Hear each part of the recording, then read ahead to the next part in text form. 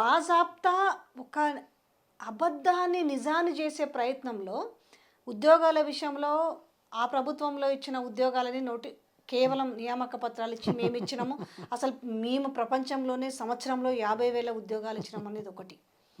రెండోది రుణమాఫీ ప్రపంచంలో నేను తప్ప ఎవరు చేయలేదు, ఏకకాలంలో రుణమాఫీ అని చెప్పి 2 లక్షలు ఎంతమందికి వచ్చిందో ఎంతమంది బాజాప్తా ప్రజలకు తెలుసు.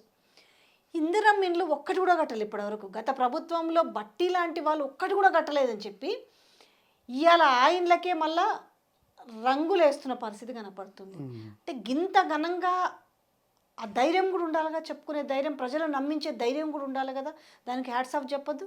మీరే అంటున్నారు కదా, నన్ను ఏం చెప్పమంటారు? అందుకే వచ్చాను కదా ప్రజలకు తెలియజేయాలని. ఏం చేశారు ఉద్యోగాల గురించి మీరే అన్నారు.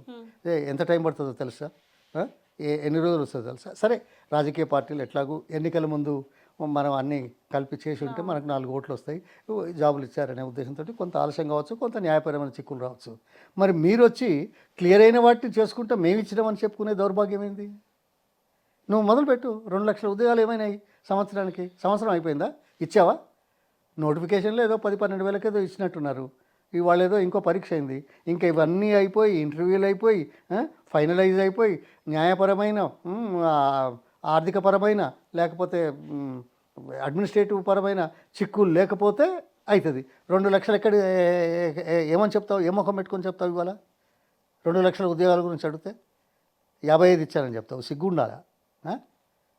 ఇవాళ నిన్నేదో కుర్మభవనం చేశాడు, దానికి కాంపౌండ్ వాళ్ళకు కూడా వేసినట్లేదు. కాంపౌండ్ వాళ్ళకి ఏదో రంగులు వేసి చేసినారు. ఎవరెవరిని పిలుస్తా ఉన్నా? ఎవరు? సిద్ధరామయ్య, ఇంకేదో గవర్నరు వచ్చారు. పిలిచినావు. నీకు నిజంగా ఎన్ని కుల సంఘాలకు బిల్డింగ్స్ కట్టించారు, డబ్బులు శాంక్షన్ చేశారు, స్థలాలు కేటాయించారు కేసీఆర్ గారు? ఇది వాస్తవం కదా? అంటే పూర్తయిన దాన్ని ఆ కాంపౌండ్ వాళ్ళకు రంగులేసి నువ్వేదో కట్టినట్టు కుల పెద్దలను ఏదో పిలుచుకొని మిగతా వాళ్ళని పిలుచుకుంటూ వచ్చాడా సిద్ధరామయ్య? నీ సంగతి తెలియదా? ఈ పిల్లగాని సంగతి. సిద్ధరామయ్య లాంటి వాడు వస్తాడా? ఆయన కావచ్చు, అదే కులం కావచ్చు.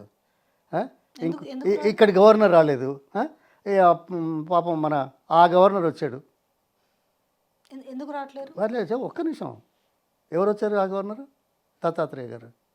ఆయనే ఈ కులబంధువు. నీకు నిజంగా ఓ మంచి పని చేశారు, మేము ఇంకా బాగా పని చేస్తామని చెప్పుకోవడానికి ధైర్యం ఉంటే ప్రతిపక్ష నాయకుడిని పిలవాల్సి ఉన్నదా లేదా? మీరు మొదలుపెట్టారు సార్, మేము కంప్లీట్ చేస్తున్నాం, ఇంకా నేను ఎక్కువ ఇస్తాను అని ప్రకటించేటువంటి అవకాశం తీసుకున్నాడు ఆయన. అది ప్రజల్లోకి బాగా పోకపోవడా? మీరు 5 కోట్లు ఇచ్చారు, నేను ఇవాళ 50 ఇస్తానని చెప్తే వద్దంటారా ఎవరైనా? లేదు, మీరు చేసిన పని ఇప్పటికీ అయిపోయింది, చేస్తున్నాము, మీ వల్లనే ఇది వచ్చింది, ఇంకా మీరు కూడా రండి అని పిలవాలి కదా. పిలిచాడా?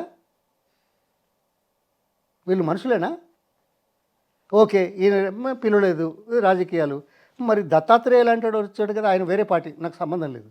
కానీ గవర్నర్ పెద్దనా, ముఖ్యమంత్రి పెద్దనా? ఆయన ఎక్కడ పెట్టావు? ఇక నేనంటే బాగుండదు.